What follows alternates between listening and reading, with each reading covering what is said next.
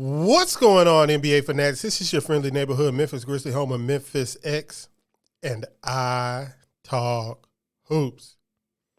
Today, I am talking about trades. Yes, that's right. Memphis Grizzlies trades. But first, every hero needs their theme music.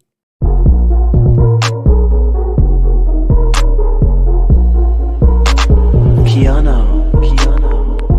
Grizz gang, go hard. Baddest in the game, we be on one. I talk hoops, so secure. All up on the court, but we gon' score. Memphis bringing heat straight from Tennessee. Demorant spiking, let's go for he that MVP. This is Memphis X with iTalkHoops. While you are here, please like this video, subscribe to my channel, and hit the bell to be notified every time I drop a video.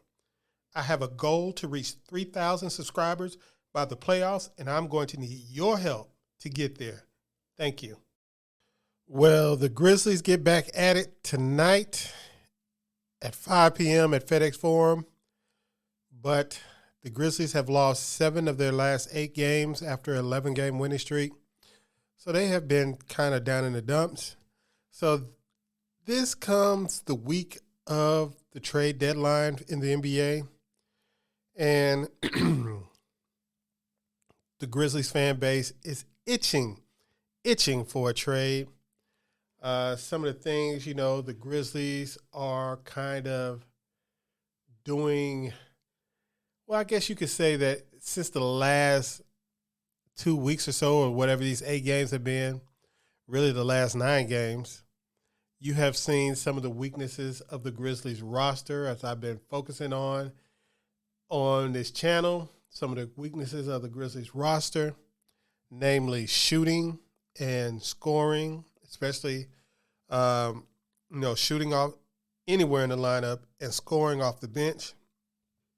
Dillon Brooks has had probably his worst month of his career the last month. And Tyus Jones has fallen off the map. And then when you combine that with Brandon Clark having to start some games and the bench getting a little thinner because of that, you have had a recipe for disaster. So today I am going to talk to you about some trades that I would like for the Grizzlies to look into. Now, some of these trades are just trades for guys that I like. And some of these trades are for trades to solve issues with the Grizzlies lineup and get them ready for contending the rest of this year and the next few years.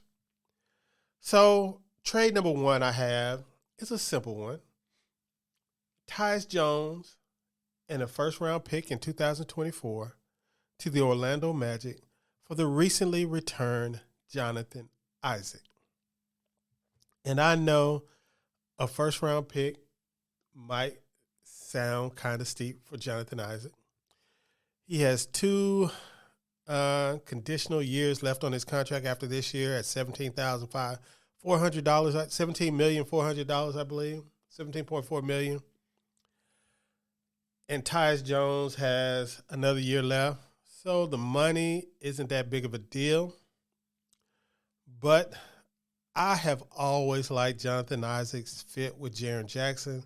Before he got hurt in the bubble, he is the one guy that I was hoping the Grizzlies could target with their cap space when they had it open.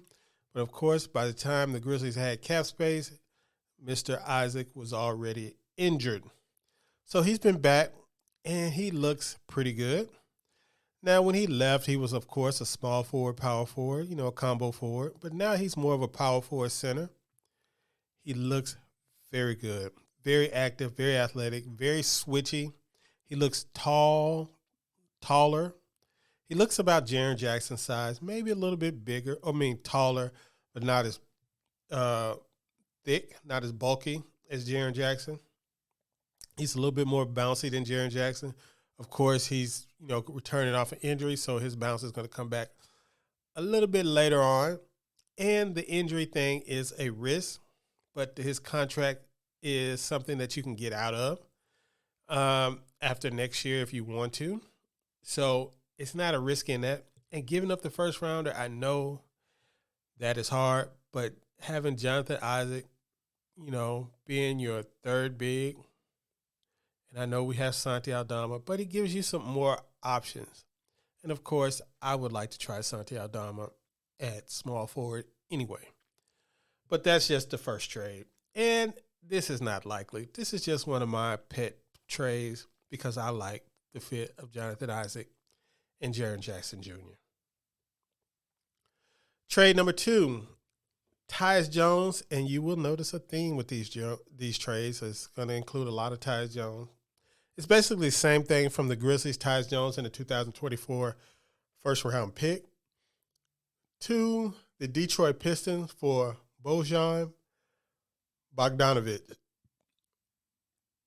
And his fit is pretty easy. You still have Dillon Brooks, and you can bring either him or Dillon Brooks off the bench. But he will allow the Grizzlies to have some elite shooting on the perimeter. He also gives the Grizzlies an extra creator off the dribble.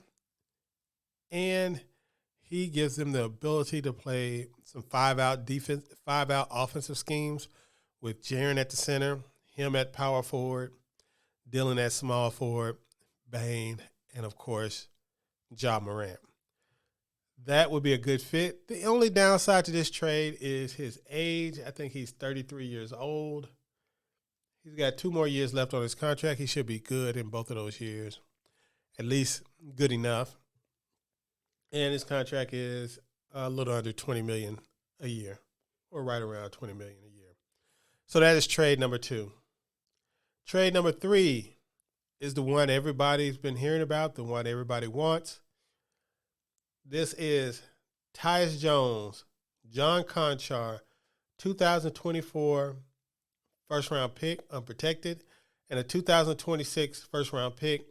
And this, of course, Fanspo only has top 3 on there because that's how the lottery system used to be. But this, of course, would be top 4 protected for OG Anunoby.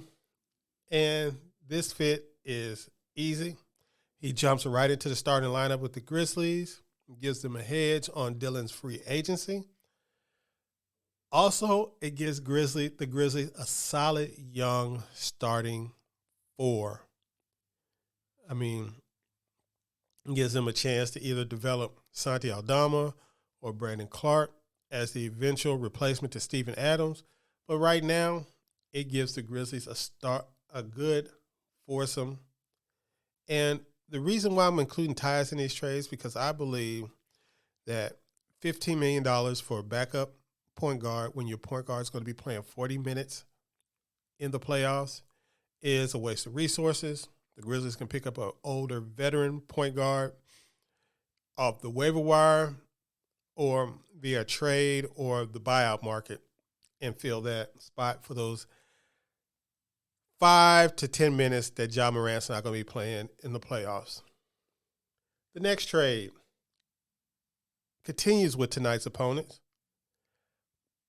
The Grizzlies sent Tyus Jones, Dillon Brooks, Zaire Williams, a 2024 first-rounder, a 2026 first-rounder, a 2028 first-rounder, and a 2027 pick swap to the Toronto Raptors for Pascal Siakam.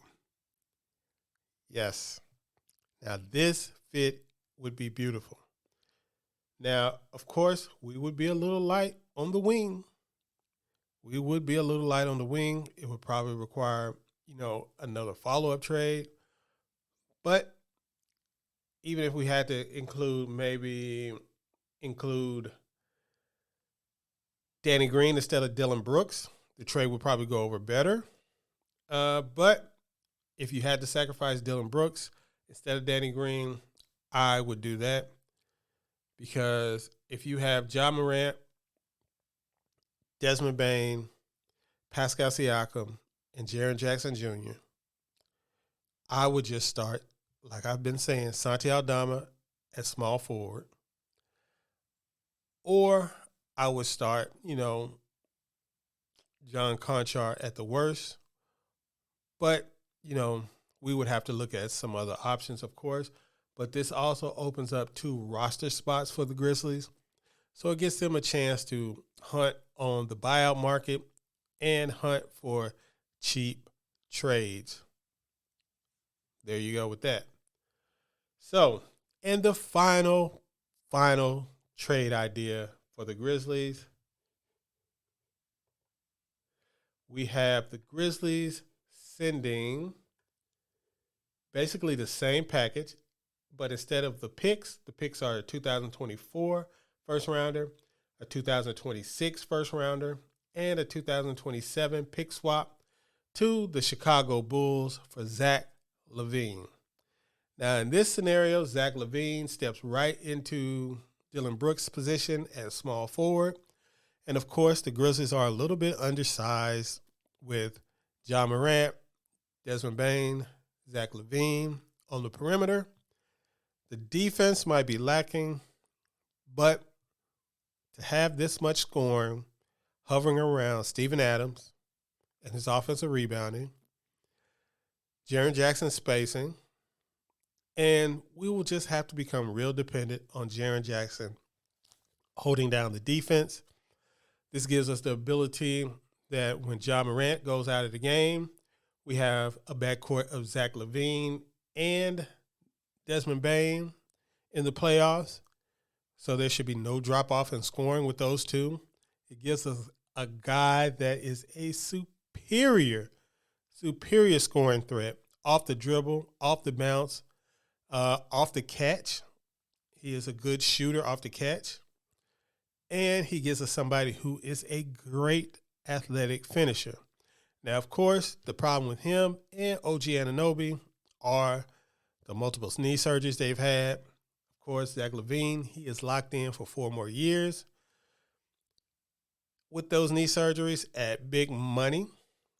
But a core of Ja Morant, Desmond Bane, Zach LaVine, Jaren Jackson Jr. as a foursome going forward, it is something that Grizzlies fans could have only dreamed about 4 years ago. If they could pull that off,